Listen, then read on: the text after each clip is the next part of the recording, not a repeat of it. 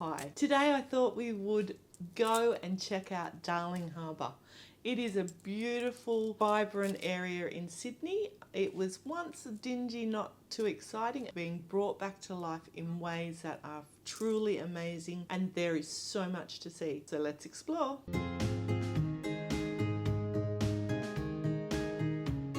For thousands of years before 1788, Aboriginals used what is now known as Darling Harbour as a great fishing ground as well as many other things. Darling Harbour, or then known as Cockle Bay, became very prevalent to early Sydney development, and by 1820 it did have a working wharf and things like that. In 1988 there was a total refurbishment of the area. This is actually a monorail station, and they had a monorail linking Sydney to Darling Harbour that ran from 1988 through to 2013, where it was closed so that they could further develop this thriving little area now known as Darling Harbour. There is so much to see in Darling Harbour, and let's start with the National Maritime Museum. It is right at the end of Harbourside, which we'll look at in a little while. And for $25 per adult, or you can get family tickets, you can explore not just the actual museum but the shipyard as well, where there is a warship, a tall ship and lots of other things to explore. So keep that one on your itinerary. As I said, it's right at the end, tucked out of view, but easy to get to. This will be something I look forward to doing with Alistair when he gets a little bit older. In this building you've got the Sydney Aquarium, which is apparently very lovely. I've not heard anything about Sydney Zoo wildlife and Madame Tussauds, and if anybody's watched my Blackpool video, you know that I was impressed by Madame Tussauds, so maybe that might be on our list to visit as well. Entrance tickets that you might be able to get as well. I'll check all that out. I'll put a link in the description below.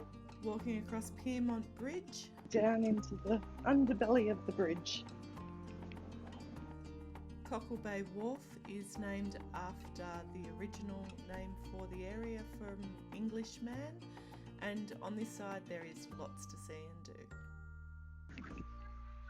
We've actually stayed on this side probably 4 times. There are lots of amazing restaurants around Darling Harbour, and this is one of them. We've eaten here once.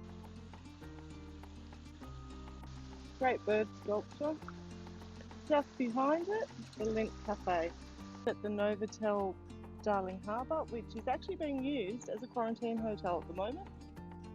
As pleasant as the view is across to Harbourside, let's wander to the end of Cocklebay Wharf and find the Chinese Gardens of Friendship. This is absolutely amazing and worth a deeper explore. Get little glimpses of the welcome through the colonnade. This is the Dragon Walk, and the blue dragon represents New South Wales, and the gold dragon represents the Conjong province. And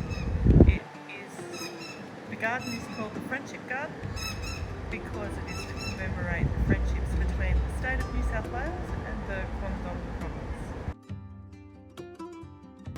Oh wow! See that fish? Visit the gardens, cost me $8, and it's just beautiful. It's an easy walk, lots to just take in and just chill and relax as you enjoy views like that. What's not to enjoy? Even though the city is in the background, you really can get lost in here. Check out the koi. There's lots of people enjoying the gardens. Check out this little guy. Every time you turn a corner there's something new, there's some little detail, or maybe it might be just that you see another lizard or fish jumping or ducks splashing, or a very lovely place to explore.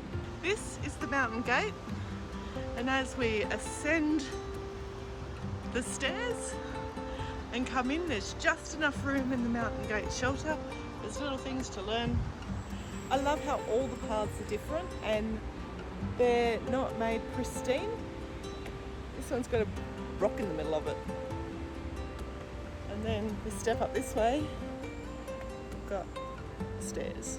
sleeping Buddha. We entered the gate, we ascended the mountain of stairs, and this is what you're rewarded with. Looking down over the whole garden. At the top of the stairs you find the Gur Pavilion, or Clear View Pavilion. Beautiful inside, and the view from outside is spectacular. It's really, really lovely here. I can't, it's about all I can say. It's really lovely and it's really worth the time. If you've got some time to just wander garden paths, then why not?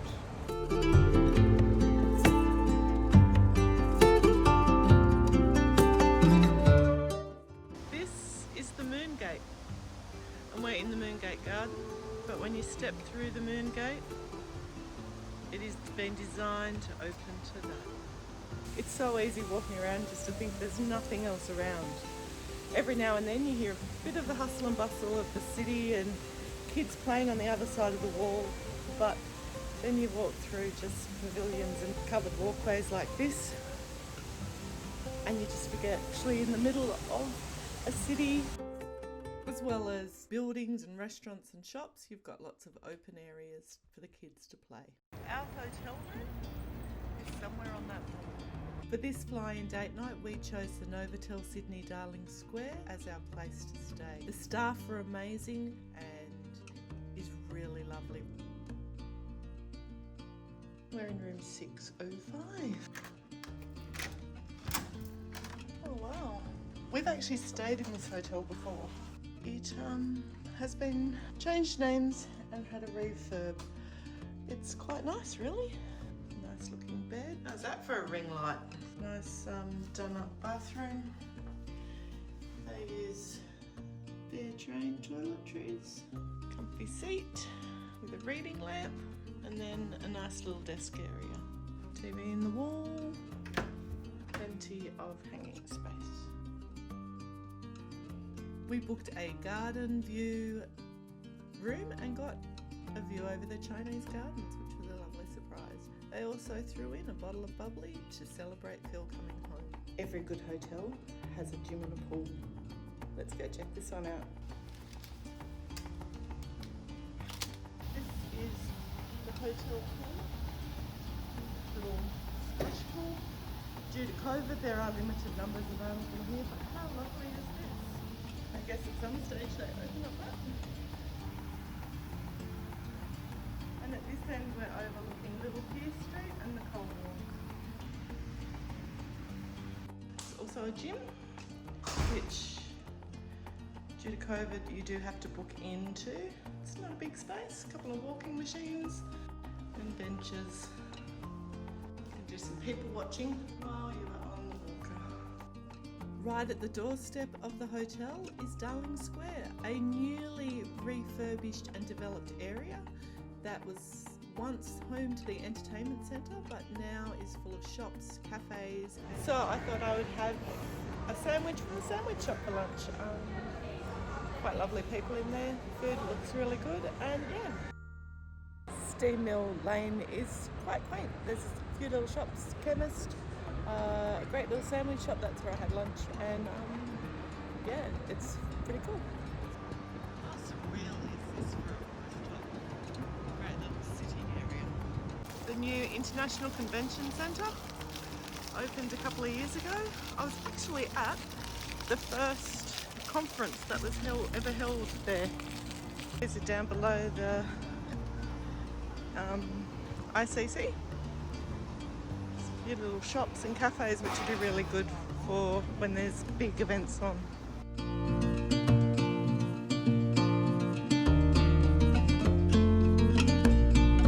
These guys are setting up a floating movie theatre. How would you like to watch a movie? 3 containers high.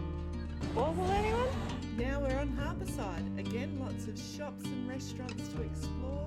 Ferris wheel, and as I said, walk all the way to the other end and you get to the Maritime Museum. As with Cocklebay, we have eaten at quite a few restaurants here over the years. Unfortunately, due to COVID, a lot of them weren't open till late this year, so we missed breakfast.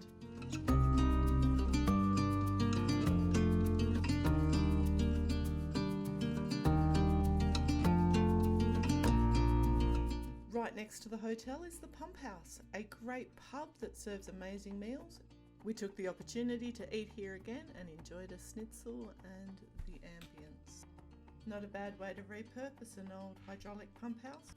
After dinner we enjoyed some of the Darling Square nightlife before heading up to our hotel to enjoy the view of the ICC and the gardens from the window. As our time in Darling Harbour draws to an end, near our hotel you're close to Chinatown, the Capitol Theatre, the light rail, which you can either catch 2 lines, one into the city or one to Central Station. Darling Harbour, with history, redevelopment, Chinese gardens and so much on its doorstep, definitely include this area in a Sydney itinerary. Thanks for joining us today. I hope you got a little bit of value out of that and are inspired to check out maybe the major city near where you live, or even just where you live. If you liked what you saw today, why not hit the like and subscribe button? Hit that little bell so you'll be notified of our upcoming videos. As always, thanks for joining us. Travel brilliantly. Bye!